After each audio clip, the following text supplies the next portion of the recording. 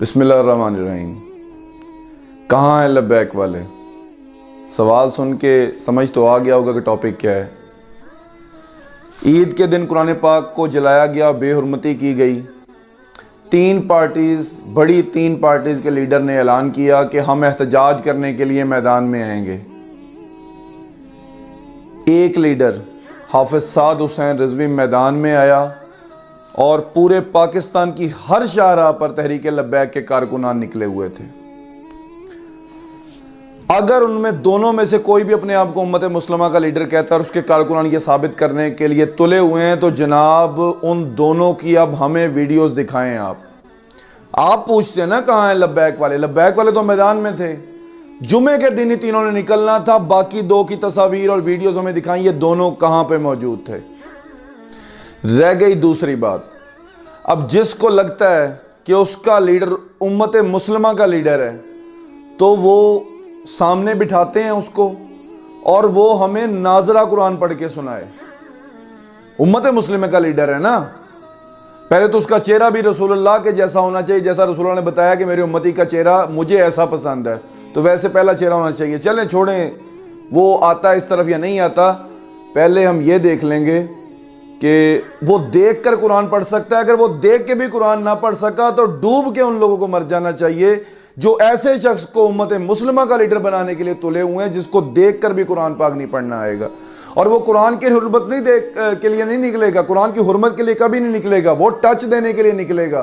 اور ٹچ دے گا کیسے؟ بے ضمیر۔ یار گھر میں پریشان تو ہوتے ہوں گے نا، دل میں ایک پریشانی تو آتی ہوگی، یار ان کے لیڈر نے اعلان کیا اور وہ میدان میں آ گیا، یہ ہمارا کیسا ذہنی تھت ہے کہ یہ اعلان تو کرتا ہے، یہ اپنے گھر سے ہی نہیں نکلتا، یہ ہمیں بے یار و مددگار چھوڑ دیتا ہے، کچھ بھی مسئلہ ہو جائے یہ ہمیں چھوڑ کے بھاگ جاتا ہے، ہر بار ہمیں جھوٹا کرواتا ہے۔ جن کو ہم بلاتے ہیں یا سارے ہی بے ضمیر ہو چکے ہو، ہمارا تو میدان میں تھا۔ اس کے ایک دن بعد اگلے جمعے والے دن پورے تحریک لبیک پورے پاکستان میں نکلی ہوئی تھی۔ اتوار کے دن 9 مئی کو کل پاکستان کی ہر روڈ پر بیٹھ کے تحریک لبیک کے کارکنان قرآن پڑھتے رہے ہیں، اور ان کا لیڈر گھر میں نہیں بیٹھا رہا، مسجد رحمت اللہ عالمین میں نہیں بیٹھا رہا، وہ بھی اسی فٹ پاتھ پر بیٹھ کر قرآن پاک پڑھتا رہا ہے۔ ہر چیز ہم یہ ساتھ لگا رہے ہیں۔ لیکن اگر آپ کو لگتا ہے ابھی بھی کہ آپ کا لیڈر امت مسلمہ کا لیڈر ہے تو ہمیں اس کی اب تصویر ضرور دکھائیں۔ اگر تم اپنے لیڈر کی اب تصاویر نہ دکھا سکے تو یہ بات ضرور مان لینا کہ نچن والیاں دے بچے کدی بھی قرآن دی حرمت واسطے بھی باہر نہیں نکل سکتے، اور اس لیڈر کے پیچھے کم از کم نہ چلنا۔ اور میں ہمیشہ تحریک لبیک کے کارکنان کو کہتا ہوں کہ یار خوش قسمت ہو آپ لوگ، آپ کے لیڈر آپ کی ناک نہیں لگواتا، جو وہ بات کر دیتا ہے اس پر وہ نکل آتا ہے۔ یہ اس کے خلاف بڑا پروپیگنڈا کرتے ہیں، یہ سارا دن بھونکتے ہیں، اس کی تصاویر بناتے ہیں، میمز بناتے ہیں، سارا کچھ کرتے ہیں، لیکن وہ ہر بات میں ثابت قدم رہا ہے۔ ان کا لیڈر ہر 3 دن میں 6 جھوٹ بولے گا، مجھے باجوہ مروانا چاہتا ہے، مجھے ڈرٹی ہیری مروانا چاہتا ہے، مجھے امریکہ مروانا چاہتا ہے، مجھے یہ مروانا چاہتا ہے، سیلاب آئے گا میرے جہاز پر راکٹ لانچر ہوگا۔ اس قسم کا جھوٹے کو یہ امت مسلمہ کا لیڈر بنانے کے لیے تلے ہوئے ہیں۔ تو ان کا ضمیر جب وہ ایک جھوٹ بولتا ہے تو کسی بھی مسلمان کے دل میں نا گرا پڑ جاتی ہے، جھوٹ کو سن کے تھک جاتا ہے ڈیفینڈ کر کے۔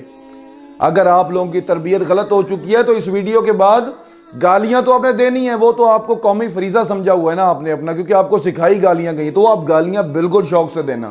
لیکن ایک بات یاد رکھنا، ضمیر کی ایک آواز ہوتی ہے، اگر وہ زندہ ہو تو اس سے پوچھنا کہ جو لیڈر بار بار بات کہے اور اسی بات پر ہی آ جانا کہ اس نے کہا تھا نا کہ میں احتجاج کے لیے باہر آؤں گا، تو اب کہاں تھا وہ؟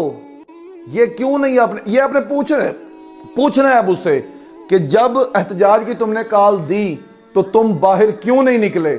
یہ اگر تم نے اس سے پوچھ لیا یا پھر تم نے اس کو سامنے بٹھا کے قرآن پاک سن لیا، اس کے بعد زندگی بھر غیرت مند کوئی بھی یوتھیا ہوا تو اسے امت مسلمہ کا لیڈر بھی نہیں کہے گا، اور مجھے پورا یقین ہے وہ اسے لیڈر بھی نہیں کہے گا۔